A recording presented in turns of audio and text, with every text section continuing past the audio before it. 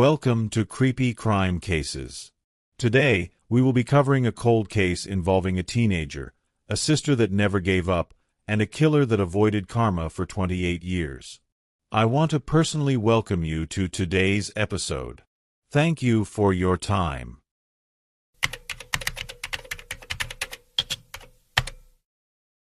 The morning of Saturday, September 21st, 1996, in Belgrade, Montana, began like many others in a home with teenagers. 15-year-old Danielle Houchins had a minor argument with her family. These disagreements happen. It wasn't anything serious, just the usual friction of life. But for Danny, who was feeling the weight of it that morning, the solution was a classic Montana one. Get in the truck and go for a drive to clear her head. This was a common practice in Montana, where the vast and rural landscape allowed teenagers to get their driver's licenses at 15. It wasn't seen as reckless, it was a necessity and a rite of passage. It meant independence. It meant she could drive herself to school, work, or just find a little space to think when home felt cramped. So, that's exactly what Danny did. She walked out, climbed into a Chevy pickup truck, and drove off. She was dressed in a blue jeans and gray sweatshirt. She also wore a brace on her left knee, a reminder of a recent injury from dancing with her friends. She was a healthy, strong kid, an outdoors woman in the making who loved to hike, fish, and ski in the beautiful terrain around her home. It was her playground and her sanctuary. She set out around 11 a.m., and everyone expected she'd drive for a while, maybe walk a familiar path by the river, enjoy the cool Montana air, and then come home. But as the hours passed, that assumption started to feel uncertain. As the afternoon dragged on, a small knot of concern began to form in her family's stomachs. What began as a simple drive to cool off now felt worrying. The family's concern quickly turned into deep anxiety and then full-blown alarm. Her mother and a family friend decided they couldn't wait any longer. They had to look for her. They understood her habits and the places she liked to go when she wanted to be alone. Their search took them to the usual spots where a teenager would go to think. Shortly after, at the Cameron Bridge fishing access area, they spotted Danny's Chevy pickup truck. It was parked there, just sitting with the immediate relief of seeing the vehicle quickly vanished when they noticed what was missing: Danny. The truck was unlocked. This detail felt wrong. In a small town, people might leave their doors unlocked. It felt off, but they remained calm. Then they noticed her belongings. Her keys and water bottle were sitting on a nearby path, as if they had been dropped or placed there. It was a scene that didn't make sense. If she'd gone for a walk, why leave her keys? If she'd gone down to the river, why leave her water bottle behind? The entire situation was a series of unsettling details added up to a terrifying conclusion. Their daughter was gone. Her truck was abandoned, and her personal items were scattered. The beautiful, familiar landscape suddenly felt vast, threatening, and full of secrets. The wilderness she loved now seemed to have swallowed her whole. It was at this moment, at around 5 p.m. on that September evening, that the Houchins family officially contacted the Gallatin County Sheriff's Office to report Danielle missing. The official search was about to begin, but the family's nightmare was already in full swing. The simple argument that morning was now a distant memory, erased by the cold, frightening reality of a missing child. The call to the Gallatin County Sheriff's Office started the official search. Deputies arrived at the Cameron Bridge fishing access area, their cruisers lighting up the growing twilight with flashes of red and blue. They secured the scene around Danny's abandoned truck, taking notes and perhaps forming early theories that pointed toward a tragic accident. As daylight faded into the dark that is unique to rural Montana, where city lights don't light up the night sky, the authorities made a tough choice. They called off the official search. The decision was practical. Searching a vast, marshy, heavily wooded area in complete darkness was dangerous for the searchers. The risk of injury was too high, and the chances of finding anything were deemed too low. They planned to regroup and start again at first light. But for Danny's family and her many friends, this conclusion was unacceptable. The thought of her being out there, alone, hurt, or scared, through the cold Montana night was unbearable. They refused to leave her there. Driven by a mix of love, fear, and desperation, they took matters into their own hands. This was their community. These were their woods. They knew every bend in the river, every hidden path, and every muddy area better than any outside deputies could. They armed themselves with the best tools they had: flashlights, local knowledge, and determination. The beams of their flashlights cut narrow lines through the darkness, illuminating twisted tree roots, thick reeds, and the deceptive surface of muddy water. They called her name, their voices getting lost in the quiet of the wilderness while only the river and night insects answered back. Every shadow looked like a figure. Every log looked like a body for a heart-stopping moment. Their hope began to fray, tempered by the dread of what they might find. It was in this agonizing tension, between the desperate hope of finding her alive and the terrifying fear of finding her not, that the search reached its tragic peak. Two local brothers pushed deeper into the dense, muddy woods away from the main paths. There, face down in a shockingly shallow pool of muddy water, was Danny. The image was devastatingly wrong. This wasn't a deep part of the river. It was just a collection of runoff and swampy water. It was a place one could easily step out of. The scene made no sense for a girl with her strength and familiarity with the area. The brothers' findings changed a missing person case into a death investigation in an instant. The relief of finding her was quickly and brutally replaced by the horror of the context. The unofficial searchers now had to go from rescuers to guardians of a crime scene, though they didn't yet realize it was one. They would have to stand there, a terrible vigil in the dark, waiting for deputies to return and guide them back to this awful spot. The flashes of police cameras would now capture the scene they had found, preserving in stark detail the image that would haunt them for the rest of their lives. The community's worst fear had come true, but the real mystery was just beginning. This wasn't only a tragedy. The location, the position of the body, the shallow water, all of it felt wrong. It planted the first seeds of doubt, the first whispers that something darker than an accident had happened in those woods. In the raw, gut-wrenching aftermath of finding Danny's body, the Houchins family fell into a deep shock and grief.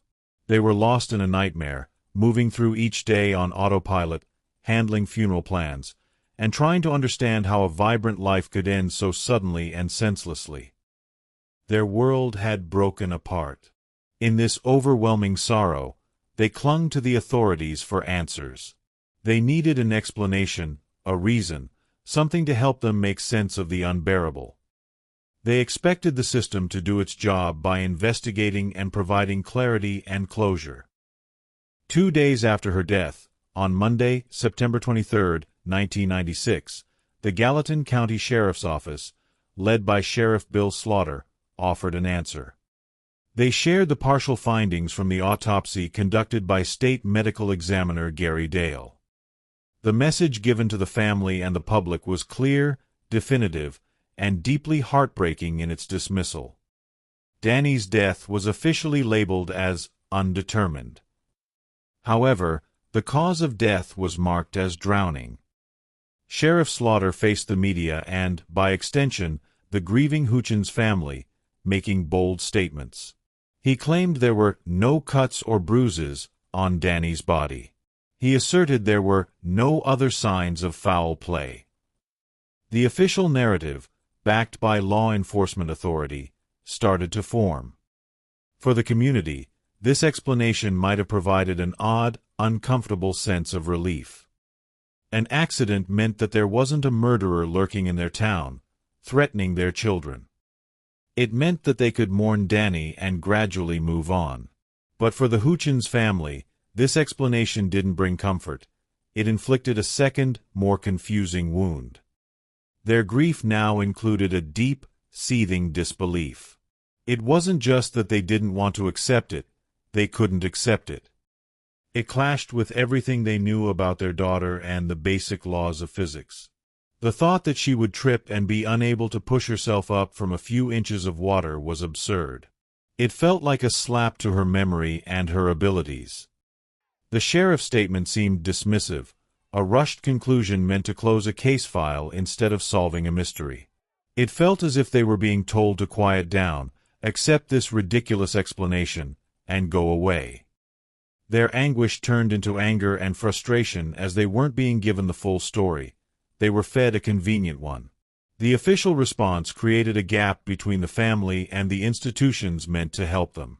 Instead of feeling supported and heard, they felt isolated, manipulated, and abandoned.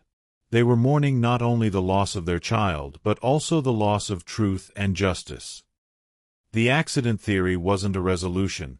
It was a wall they continuously hit against. Every time someone in town offered condolences based on the tragic accident, it reminded them that the official record was wrong. This public declaration set the tone for the next 24 years. It gave cover to anyone who might have known something to remain silent. It allowed the real story to be buried. It told a killer that he had escaped justice. For Sheriff Slaughter and his department, the case was likely moving toward being closed, but for the Houchins family, especially Danny's younger sister Stephanie, the fight had just begun. The official response didn't calm them. It motivated them. It sparked a lifelong mission to prove that their Danny was stronger than the narrative they were being sold, that her death was not a clumsy accident but a deliberate act of violence that someone needed to pay for. While the Houchins family was struggling with the public declaration of an accidental drowning, a very different and horrifying story was laid out in the confidential pages of the official autopsy report. This document, prepared by State Medical Examiner Gary Dale, detailed the brutal, unfiltered facts of what actually happened to Danny in those woods, facts intentionally kept from her grieving parents. They were told there were no cuts or bruises.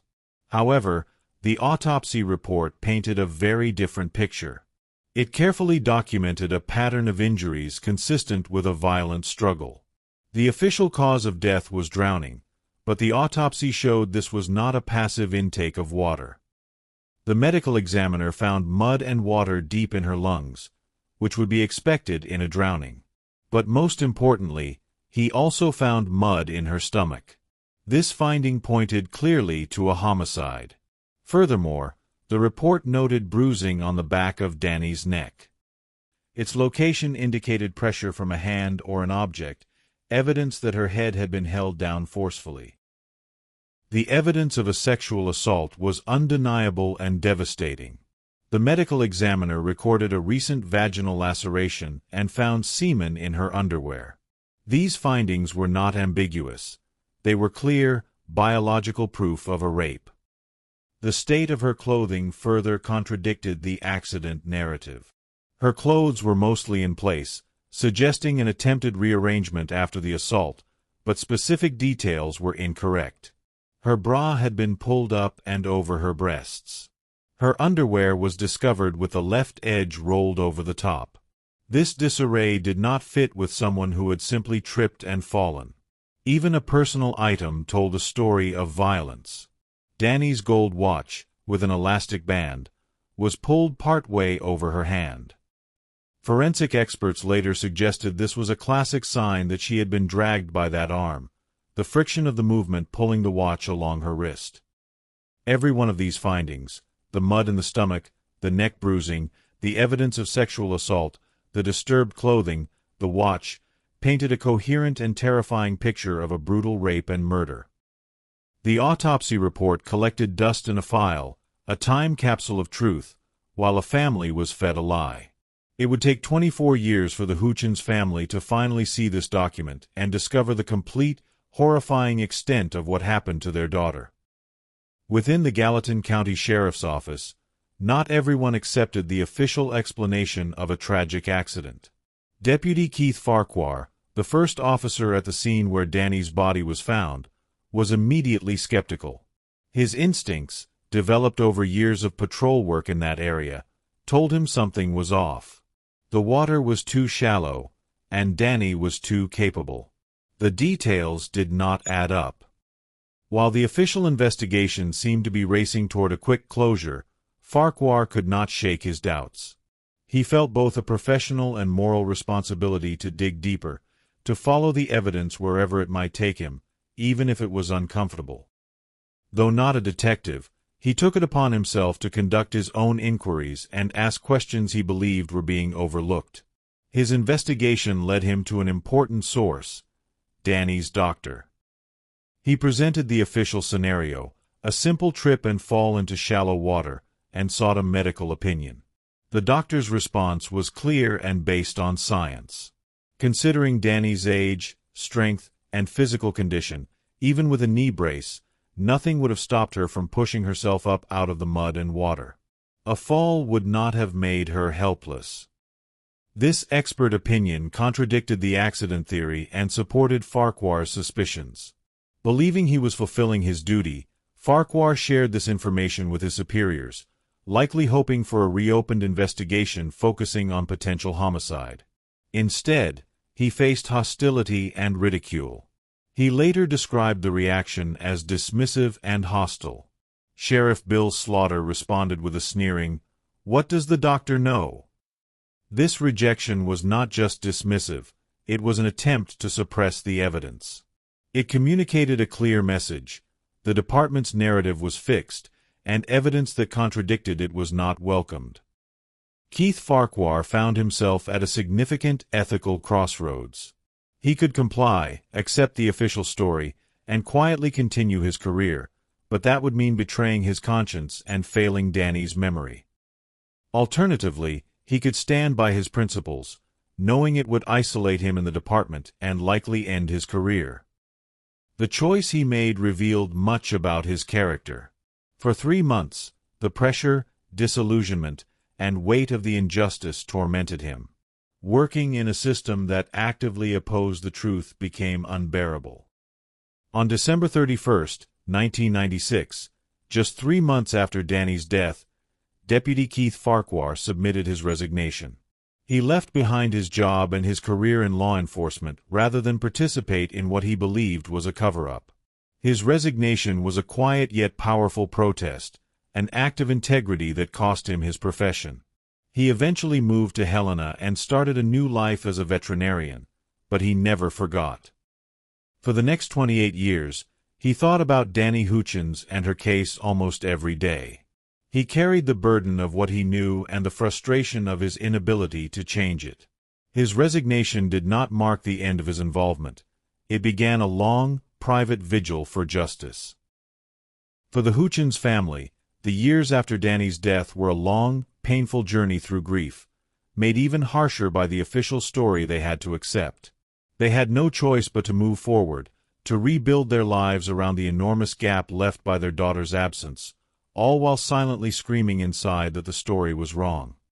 For Stephanie, Danny's younger sister, the impact was especially deep. At just 12 years old, she lost her big sister, role model, and confidant suddenly and inexplicably. Stephanie's path through adolescence and adulthood was without the guiding light she had always assumed would be there. As Stephanie grew older, that childhood feeling of wrongness transformed into a firm belief. She made a silent vow to her sister's memory that she would not let this rest. She would uncover the truth, no matter how long it took or how many doors were closed in her face. She started reaching out to the Gallatin County Sheriff's Office, first hesitantly, then with increasing determination as she encountered the same barriers, but Stephanie refused to accept that. She was no longer a girl. She was a woman on a mission, armed with the unwavering belief that her sister had been failed by the system meant to protect her. Within the sheriff's office, a change was taking place. In 2020, Detective Sergeant Matt Boxmeyer began reviewing old cold cases. When he pulled the file on Danielle Houchins, he immediately noticed the red flags. The gap between the limited information given to the family and the details in the file was stark.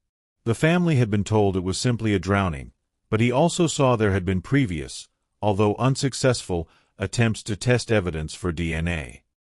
He decided to look at it again, starting from scratch and free from past assumptions. Around this time, Stephanie's persistent calls finally reached someone willing to listen. Detective Boxmeyer met with the Houchins family. The meeting was filled with emotion, a moment the family had waited nearly 25 years for. Then, Boxmeyer said the words they had known in their hearts but had never heard from an authority. He believed Danny's death was a homicide. For Stephanie and her family, this acknowledgment was overwhelming. It validated their decades of doubt and pain. Energized by this official recognition, Stephanie became a powerful advocate. She formally demanded her sister's complete autopsy report and the crime scene photos. The sheriff's office, now under new leadership, complied. Finally, after 24 years, the hidden truth was revealed to them. Reading the cold, clinical language detailing the mud in her stomach, the bruising on her neck, the vaginal laceration, and the semen felt like experiencing her death anew. The pain was fresh and intense, but also illuminating.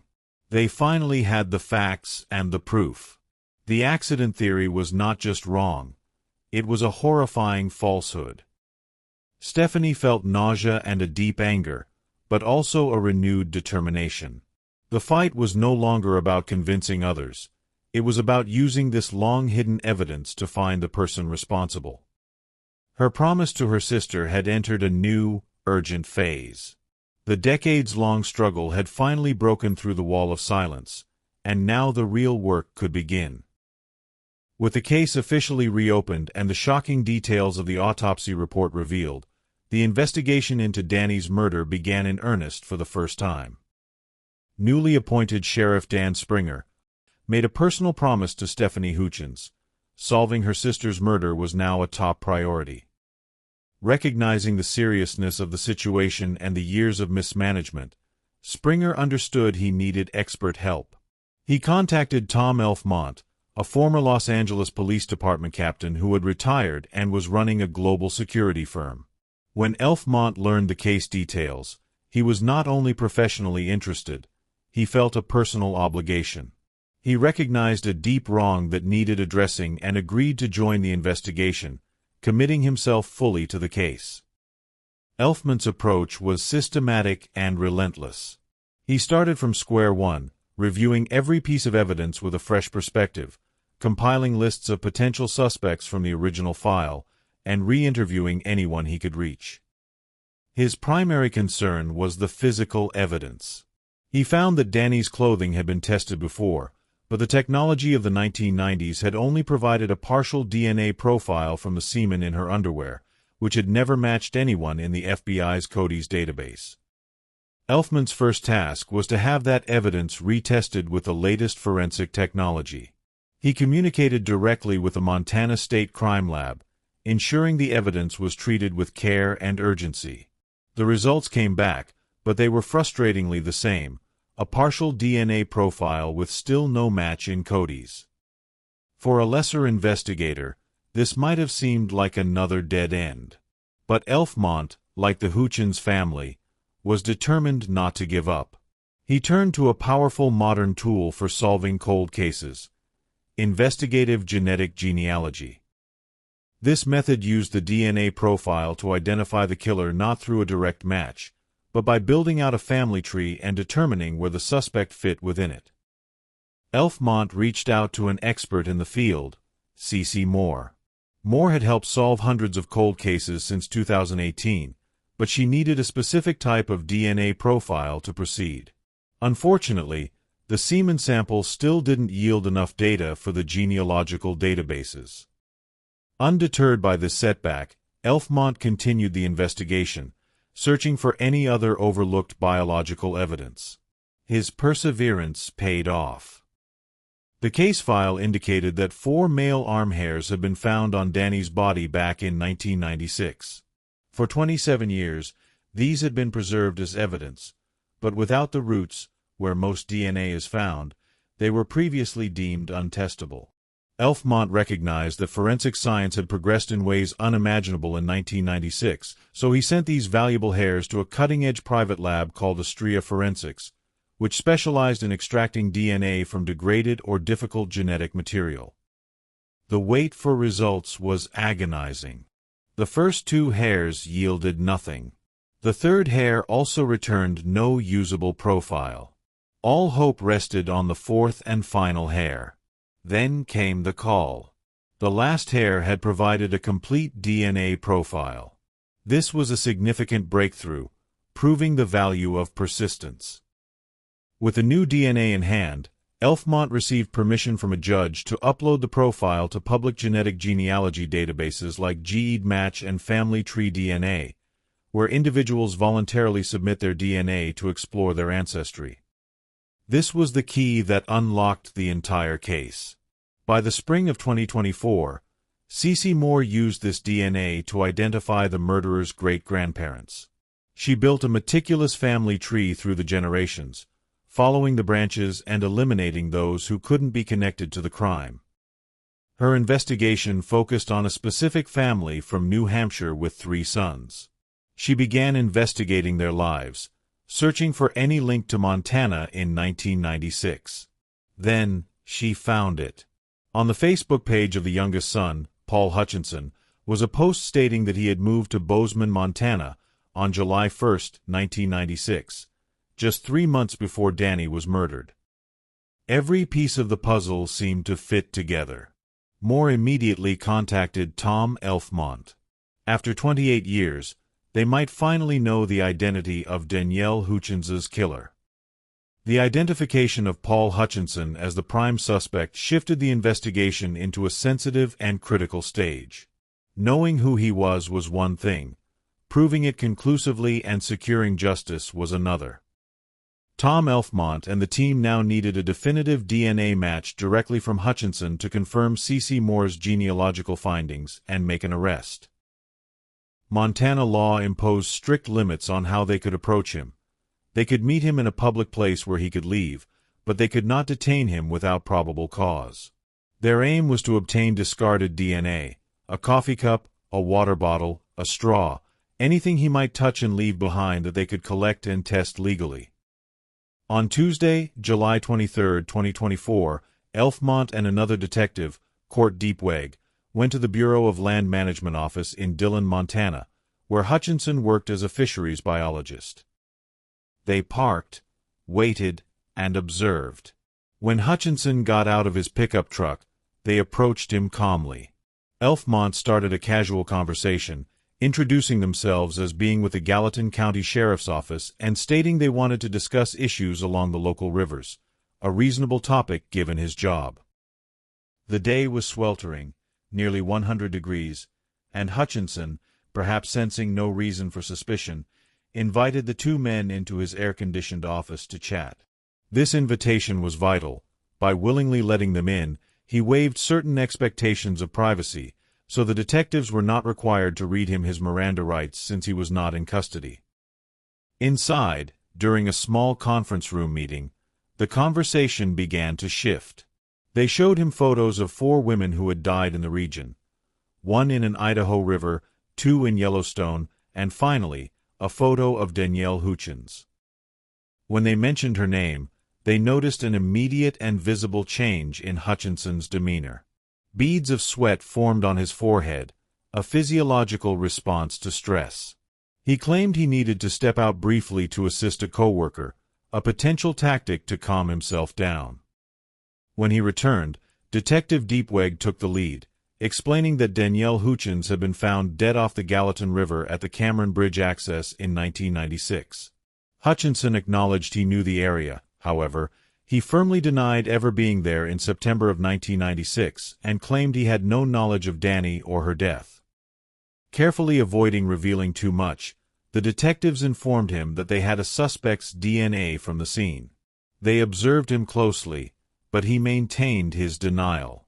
As the nearly 2-hour conversation wrapped up, Hutchinson seemed surprised he was not being arrested on the spot. He asked if there was anything else they needed, and then they left.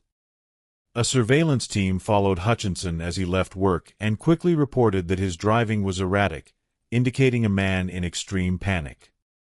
Stephanie Houchins, updated on the interaction, began the difficult mental preparation for a trial, anticipating finally confronting the man accused of ruining her family. But that confrontation would never happen. Just 12 hours later, in the early pre-dawn hours of July 24th, Tom Elfmont called Stephanie with heartbreaking news. Paul Hutchinson was dead.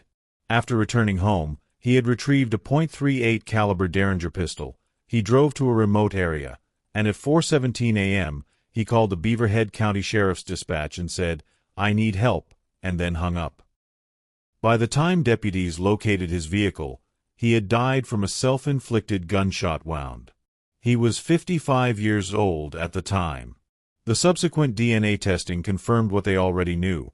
His DNA matched perfectly with the semen found on Danny's underwear, and with Hutchinson dead, the case was closed. For the Houchins family, this resolution was complicated and painful. They felt relief in finally knowing the truth and having confirmation, but also a deep emptiness. They were denied the trial, the verdict, and the opportunity to confront the man who had taken so much from them. Justice, in the traditional sense, was denied. Paul Hutchinson had chosen his own final escape, taking the full truth of that day to his grave. The aftermath left a tangled web of pain. Hutchinson's wife released a statement expressing her absolute heartbreak and shock, stating that in their 24 years of marriage, there had been no indication of his hidden life. Tom Elfmont and others were left wondering if Hutchinson was involved in other unsolved crimes, his sudden suicide suggesting a man with more to conceal. Stephanie Houchins found some peace, finally able to spread the remainder of Danny's ashes in the places she loved, and fulfilling her promise to her sister. The closure was imperfect and painful, but after 28 years, the truth was no longer concealed in the muddy shallows of the Gallatin River. With that, we have come to the end of today's episode. I thank you for being here. Do well to live a like, as well as subscribe. Stay well and stay safe. Goodbye.